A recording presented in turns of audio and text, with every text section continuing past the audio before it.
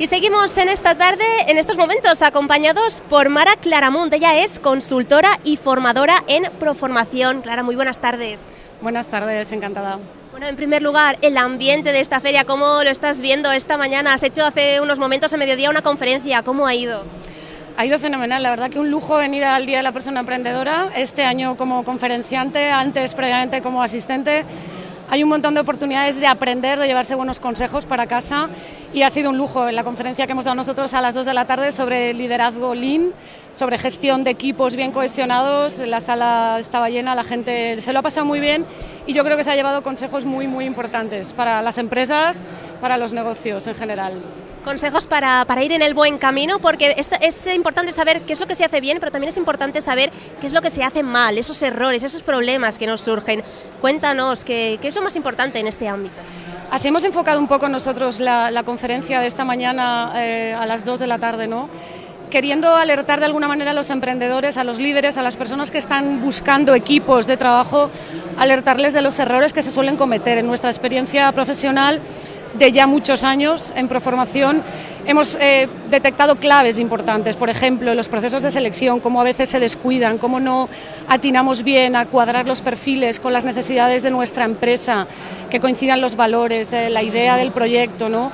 O cómo, por ejemplo, se pierde a veces mucho tiempo en la parte de gestión de los equipos en el día a día, con comunicaciones ineficaces, con que instalarse en la cultura de la queja. Todo eso son desperdicios en las empresas. Estamos para producir, para ser rentables, para generar negocio, ¿no? Y de eso queríamos alertar un poco a los emprendedores, que cuiden mucho a sus equipos, que pongan la atención en eso, que dediquen tiempo, porque es una inversión a futuro. Si somos capaces de generar un equipo cohesionado, un equipo motivado, un equipo al que somos capaces de reconocer, las cosas van sobre ruedas. Porque si no podemos tener pérdidas económicas, pero también en el ámbito social, de relaciones en la empresa, y eso es muy importante.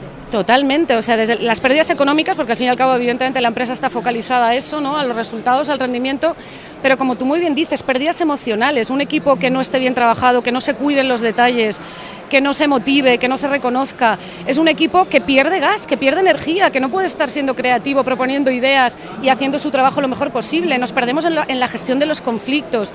Un conflicto es una oportunidad para solucionar una situación que no está funcionando bien.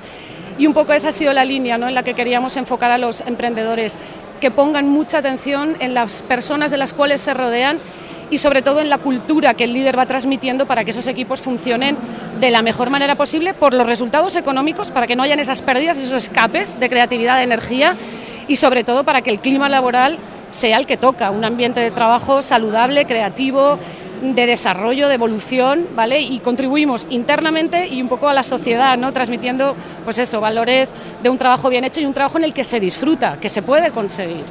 Sí, poco a poco vemos que en las empresas se incluyen conferencias, incluso talleres de motivación para los trabajadores. Hay otros que piensan que eso es una pérdida de tiempo. ¿Tú qué les dirías? Es verdad, hay poca conciencia. Nosotros trabajamos con muchas empresas y a veces cuando hablamos de reconocimiento, sobre todo a la cúpula directiva, ¿no?, de lo importante que es, pues aquí la gente tiene que hacer el trabajo bien y punto, y para eso se les paga.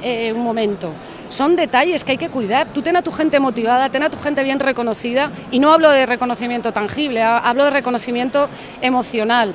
Cuida esos aspectos y vas a funcionar muchísimo mejor y cada vez más. Es cierto, nosotros en nuestra experiencia lo vemos, se nos demanda más este tipo de ayuda porque luego hay resultados, ¿vale? Se ve, hay resultados claros, es difícil de cuantificar, ¿vale? Bueno, hay unos medibles concretos, pero el clima laboral, el ambiente va cambiando.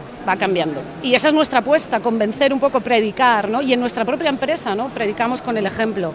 Siendo así, aprendiendo de los errores día a día, trabajando en equipo, siendo conscientes, ¿no?, de lo que hacemos bien, de lo que hacemos mal, cuidándonos mucho en la parte personal y emocional también. Lo que hacemos bien, lo que hacemos mal, un emprendedor tiene que tenerlo muy claro, pero ¿cuáles son las claves que tiene que tener un buen emprendedor, como los requisitos? Bueno, aparte de todo el tema financiero, evidentemente, planes estratégicos, etcétera, que nosotros nos centramos más en la parte de gestión humana, lo que fundamentalmente creemos que tienen que tener en cuenta es eso.